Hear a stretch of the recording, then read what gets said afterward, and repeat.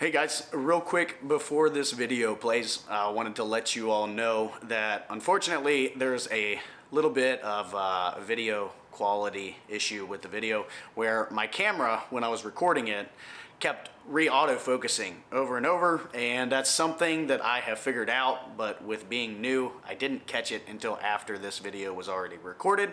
I have tried re-recording this video several times, and unfortunately the message contained within just didn't quite hit the same way as in this version that you guys are about to see. So I decided the most important thing was to give you guys the video with the best message, the best content, and if there's a little bit of annoying video settings, that it was worth it in the long run. So sorry about that in advance, but otherwise I hope you guys get a lot out of this video, and here you go. Enjoy.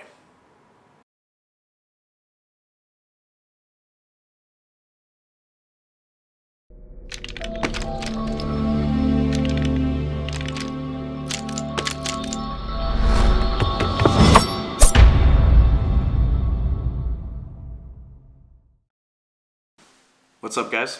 Welcome to part 2 of my step-by-step guide to teach you how to create financial independence in your own life.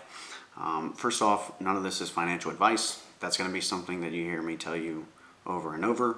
It's very important that you guys realize that my videos are only meant to be educational.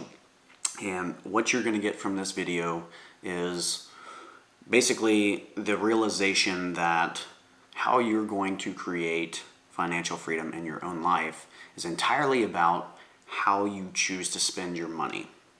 This is going to be a deeper look at video 1 of the principle of buying assets and not liabilities. This video might be a little bit dry, but it's very, very valuable. So what I would suggest is please don't watch this solely for entertainment value, but actually, try and internalize the concepts that I'm going to teach you, utilize the tools that I'm going to give you, because the truth is if you do listen to this, if you do internalize it, if you do utilize the tools, it's going to take you down the process of creating financial independence in your life. So while it might be dry, it's very, very important and it's very beneficial to you. So I'm going to give you guys 3 tools or resources in this video. The first one is a book, and as far as like all the rest of the videos go for this series of teaching you a step-by-step guide for creating financial independence, there's only going to really be 2 books that I'm giving you. The first one obviously being Rich Dad Poor Dad from the last episode, and then the book that I'm going to give you today. And that's not to say that there's only 2 books that you should read to creating financial independence. I just don't want to overwhelm you guys with too many resources. There are lots and lots of books that you can read to aid you in this process. And in the very last video, one thing I'm going to do is I'm going to make a video of all of the additional resources that I think would be beneficial for you to utilize. There's 2 primary books that if you internalize the concepts in these books, you can get to where you want to go by having a financially independent life, and everything else you can learn along the way. You're going to have certain strengths and certain weaknesses as you go about this process, and for everyone those strengths and weaknesses are going to be different. So for me to recommend any books to you to give you a specific deeper dive in any one resource is just not going to be beneficial for the time of this channel. So I'm going to give you guys all of those additional resources at the end of this entire video series. It's going to contain things that are going to teach you, marketing tips, things about adjusting your own personal mental shift when it comes to desire. It's going to be all kinds of resources that are going to take a deeper dive into all the different aspects that you might need to learn more about, whether it be accounting, whether it be taxes.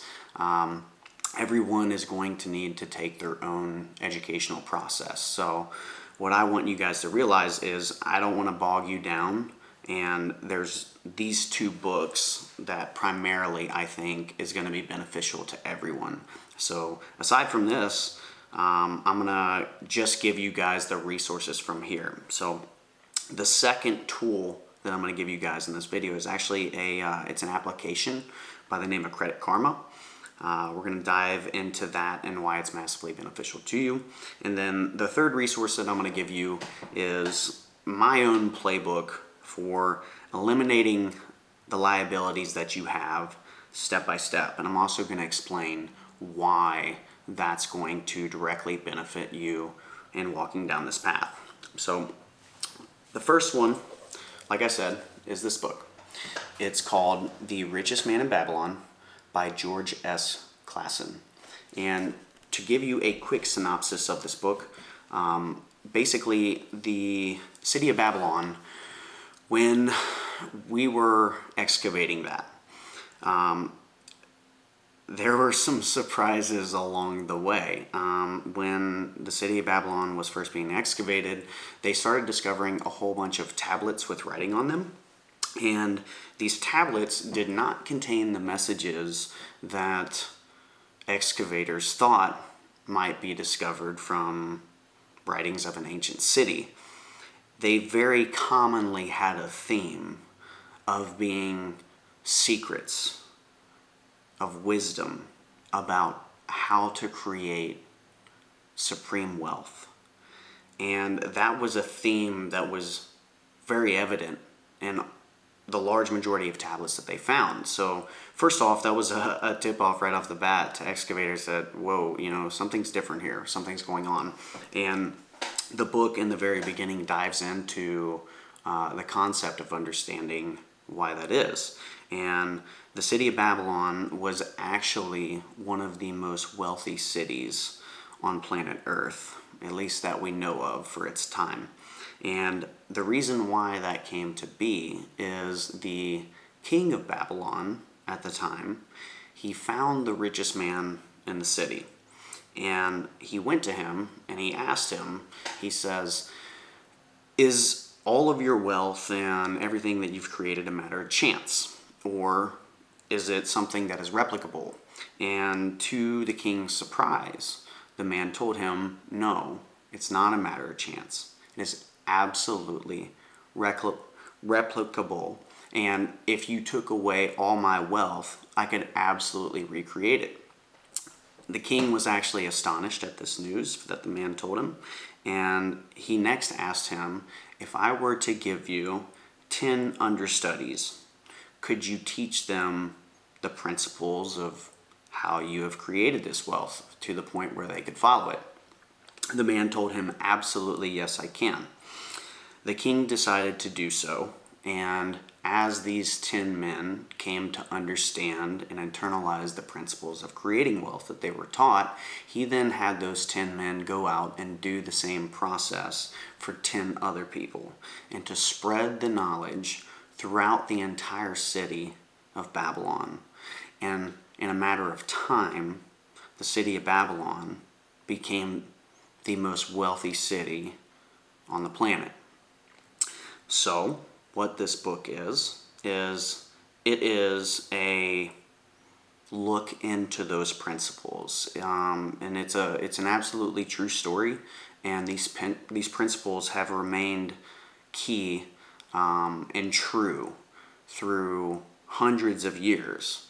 They're absolutely principles of steadfast creations of wealth. So, once again, that's The Richest Man in Babylon by George S. Clason. I highly suggest you guys pick up this book. It's going to be a very important resource for you to internalize the principles that it teaches. I'm going to give you guys a step-by-step guide. When I said I'm going to give you my playbook for eliminating liabilities, that's going to be a lot of what you're going to get from this book.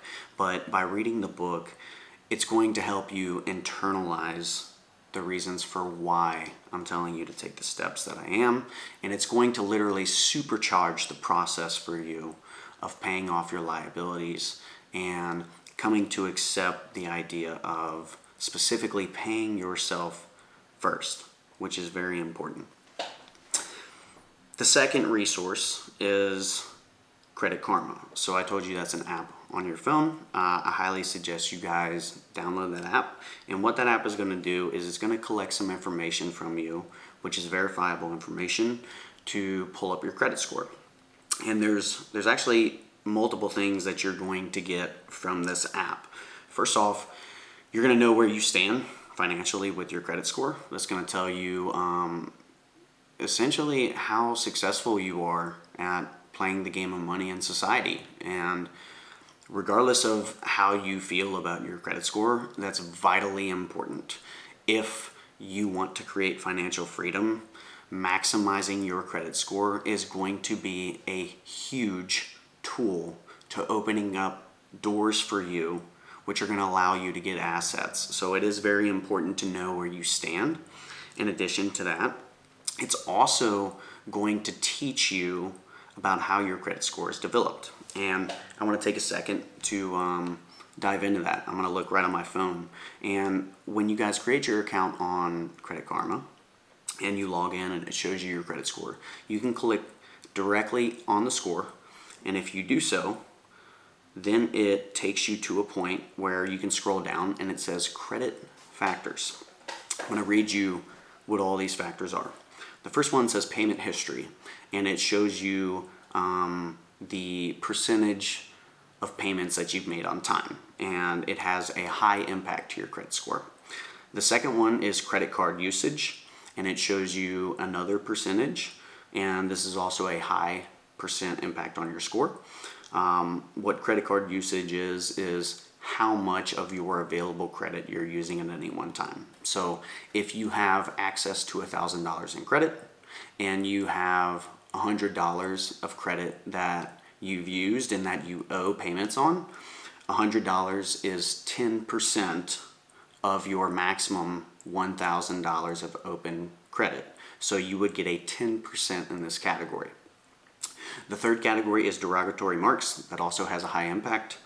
The fourth category is credit age, which becomes a medium impact. After that, you have total accounts, which is a low impact, and you have hard inquiries, which is also a low impact. So all of these categories, these 6 categories, are structured through Credit Karma of series of the highest impact to the lowest impact.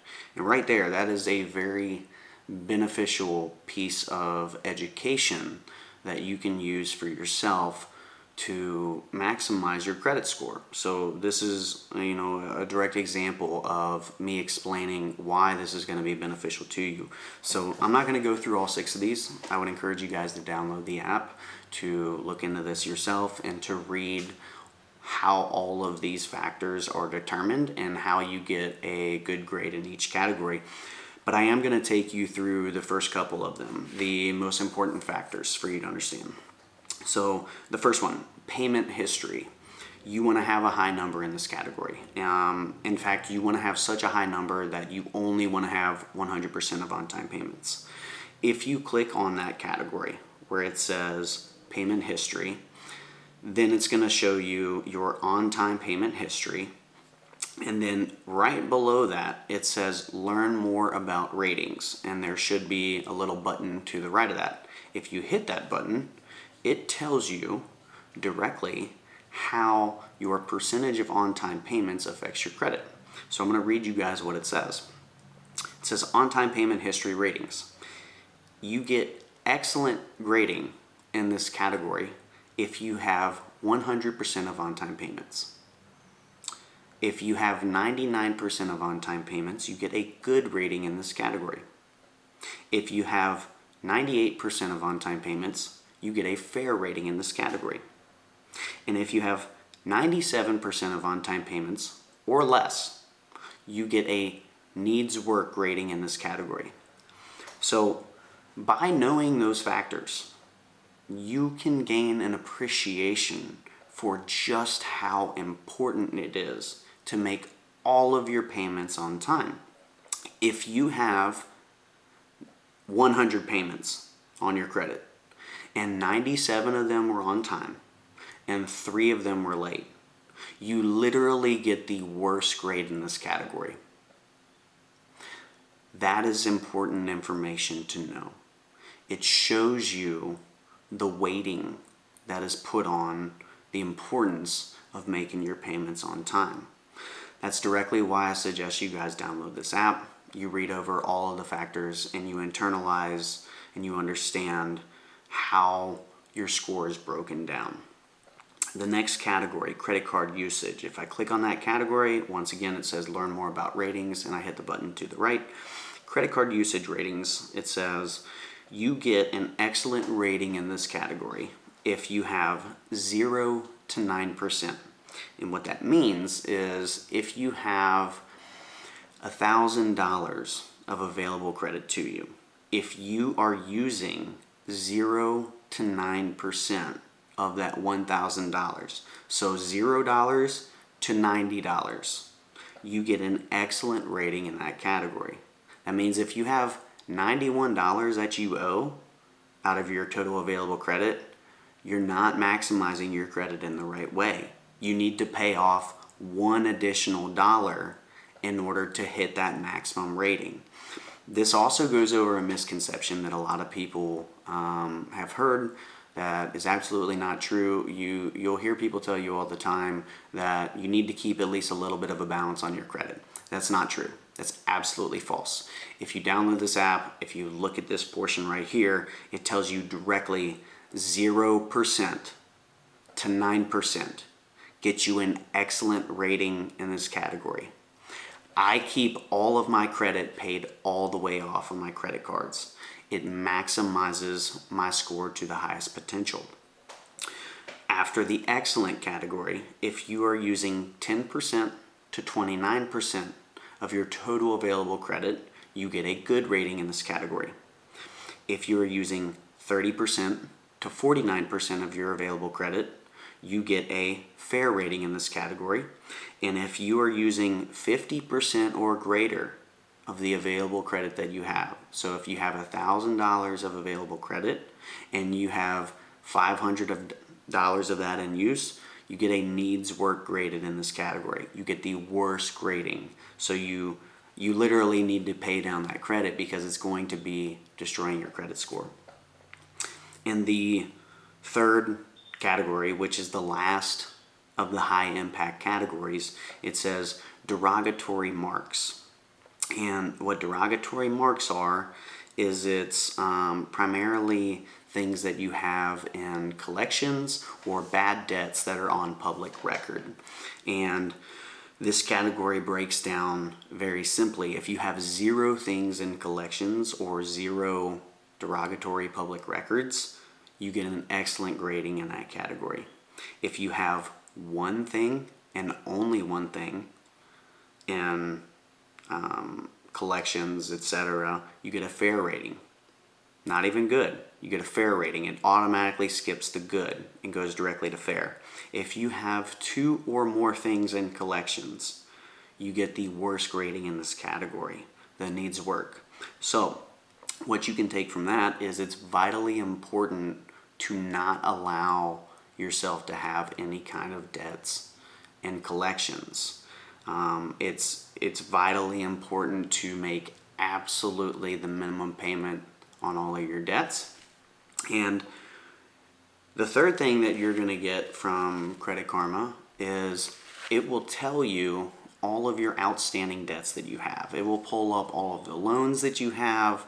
It will show you anything that you owe money on. And in addition, it will also show you anything that you have in collections. So there could very well be something that you're not aware of, a debt that you owe that could potentially be in collections. Maybe they don't have up-to-date information for how to contact you. Credit Karma can show you that. Regardless of whether they can contact you or not, these are going to be things that are going to be eating away at your credit score. So using Credit Karma and looking at all of the debts that you own is literally going to tell you all of the liabilities that you have. The name of the game is to buy assets, not liabilities. So before you get your first asset, we're actually going to take a goal of getting you to 0. We're going to focus on eliminating liabilities before getting our first asset. In a sense, paying off a liability does the same thing in a roundabout way as buying an asset. If you buy an asset, you're going to be putting more money into your pocket every single month because that's something that is collecting you money. A liability that you have is directly taking money out of your pocket. You have whatever your income stream is that you're bringing in every month, but for every liability you have, you can think of that as canceling out your income stream. You have to make payments on those liabilities. So the first step, which is going to take you on the fastest progression possible to creating financial independence, is going to be eliminating your liabilities one by one. And that takes you to what my personal playbook has been in my own life, which I have found great success in. And I want to give that to you guys right now. You don't have to use my playbook.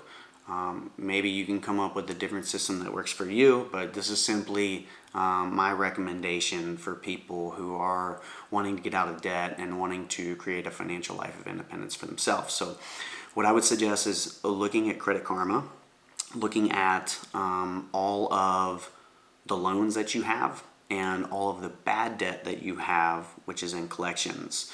Hopefully you don't have anything in collections, but if you do, the playbook is going to be to pay off all of those collection debts first, because all of your collection debts are going to be greatly hampering your credit score. The good news is if you have anything in collections, you can very often call up those collection companies that own the debt, and they will very likely settle for a fraction of the cost of what you actually owe. I have many friends which have done this. They've called the companies up, and it's really not uncommon for these debt agencies to be willing to settle the entire debt for 20 cents all the way up to 40 cents on the dollar. So just by showing good faith and calling them up and saying, hey, look, I want to take care of this debt. Can you offer me something that is workable for both of us? Can you meet me halfway? I'd love to settle this as a whole lump sum. And the reason why these agencies a lot of times are willing to do that is because they buy these bad debts from the companies where you originally had the debt with. They buy them for very small pennies on the dollar. The bad debt is looked at as something where there's an associated risk of the person who has the debt is very likely to never pay it. So there's a risk. By buying this debt, they might not ever get paid. So it's all a money game in reality. So if you call them up and if you tell them, hey, look, I want to make this payment, they're likely going to settle for a much smaller portion to what you really owe, but something that's actually going to make them money in comparison to what they bought the debt for. So what we want to do, what my personal playbook is if you have any collections, you are going to pay off the collection that has the smallest outstanding balance first. You're going to make the minimum payment on all of the debts that you owe. I'm going to throw some numbers out there to give you guys an understanding of exactly what I mean. Let's say that all of your debts come to $400 a month. And I realize that could be very different from your actual picture, but to make it easy, let's just say it's $400 a month.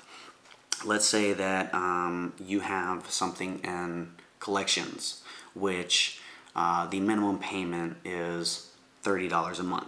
Okay, you're going to pay your $400 a month, and then you're also going to try and put additional capital towards that cheapest or that lowest dollar figure in the collections category.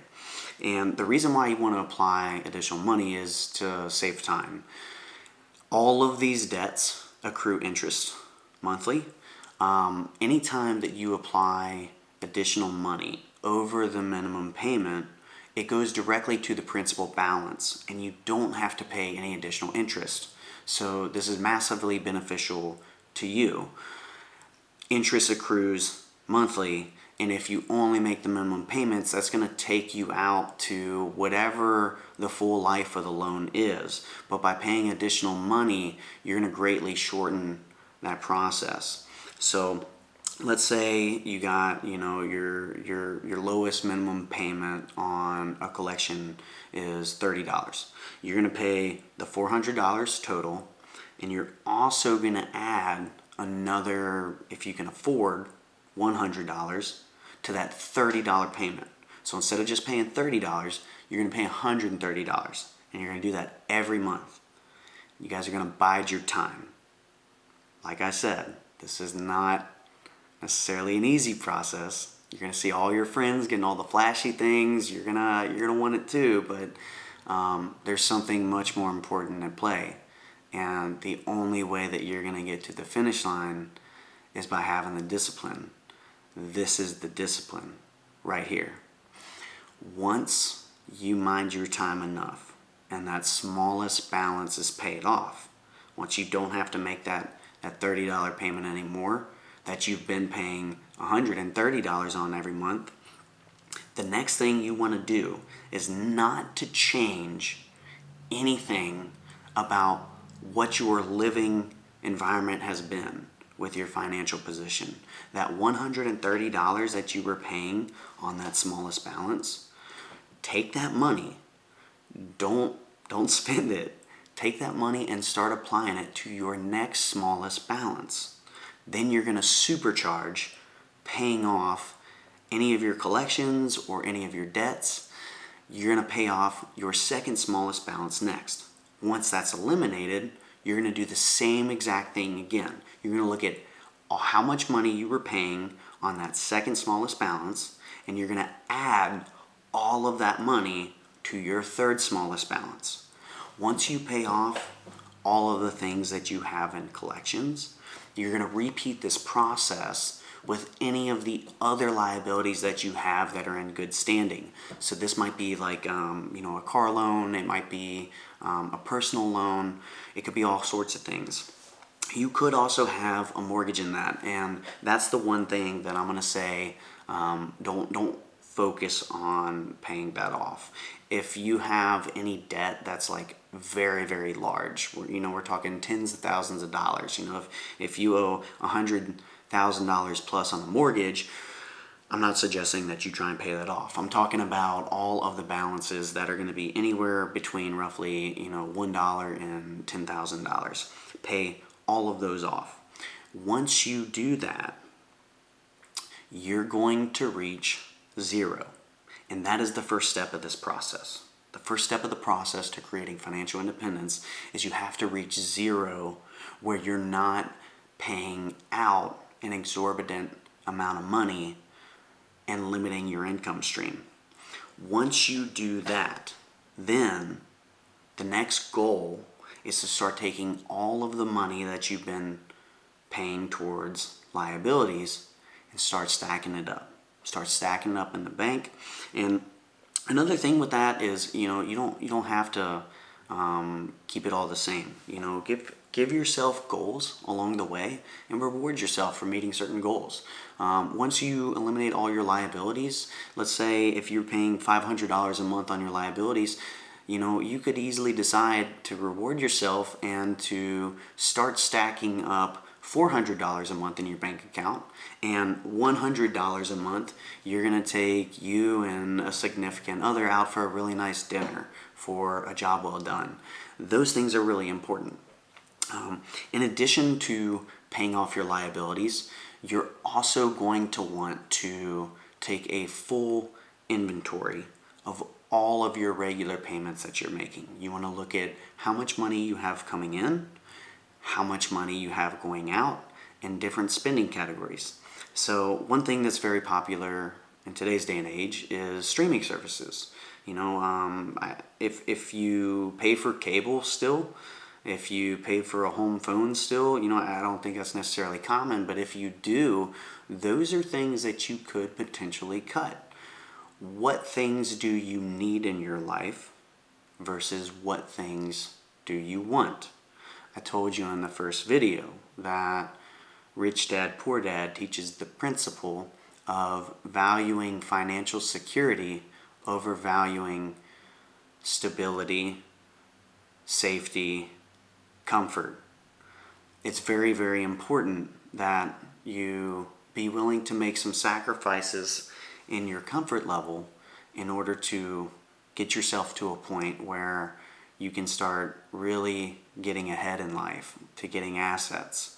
So one way that you can do that, if you have 5 streaming services, do you really need 5? That's the key question. What do you need versus what do you want? The goal should be to cut out as many of the wants as you can. But at the same time, it's very important to realize you can't cut out all of your wants. You need to find a happy medium that works for you. If you try and take too big of a leap, if you cut out all of your wants and you don't have any outlet for any kind of entertainment, you guys aren't going to stick with this. You're not. So what I'm suggesting is to find a happy medium. Cut out, let's say, 4 of the streaming services. Keep 1. You can still find plenty of content to watch if you have 1 streaming service. But if you cut out the other 4, now all of a sudden you have more disposable income that you have to work with towards paying down your liabilities every single month. So examine your spending habits. That would be food, gas, everything, anything that you spend money on. If you're a person where you go out to eat, 3 or 4 times a week, if you spend a lot of money at, fast food restaurants, well, maybe it's a good idea to consider going to the grocery store and taking up, cooking as a hobby.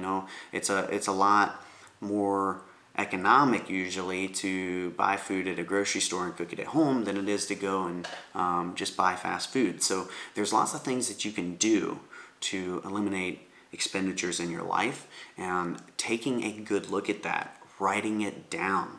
Look at several weeks, go into your bank account and look at every single place that you spent money and see if you can develop a trend. See if you can get a good picture on what kind of money you're actually spending on a regular basis and what of that spending you could curtail to have more disposable income to supercharge the way that you're spending money to start buying assets.